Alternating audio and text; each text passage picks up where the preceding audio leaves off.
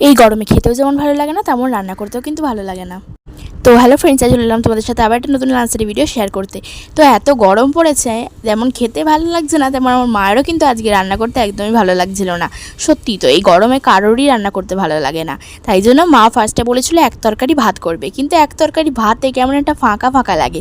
তাই জন্য মাকে বললাম একটু ডালের বড়া করতে।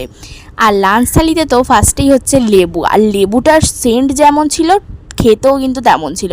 লেবুটা কিন্তু দারুণ স্বাদ ছিল। ভাতের সাথে মাখিয়ে ফার্স্টে ডালের বড়া দিয়ে লেবু চিপে একসাথে ভাতটা মাখিয়ে খেলাম। তারপরেই ছিল পটল দিয়ে আলু দিয়ে বাটা মাছের তরকারি, তো সেটা দিয়েও ভাতটা মাখিয়ে খাচ্ছিলাম। তারপরে মাছের তরকারিটা দিয়ে ডালের বড়া দিয়ে একসাথে সব কিছু মাখিয়ে ভাত দিয়ে খেয়ে নিলাম। অল্প রান্নাবান্না হলেও তৃপ্তি করে খেয়েছিলাম কিন্তু এই গরমে। আর একদম শেষ পাতে চাটনি কিছু থাকলে তো আরোই দারুণ লাগে। আর গরমে কাঁচা আমের চাটনি আজকে ছিল, মানে আগের দিনের চাটনি মা রেখে দিয়েছিলো, সেটা দিয়ে খাওয়াটা কমপ্লিট করলাম।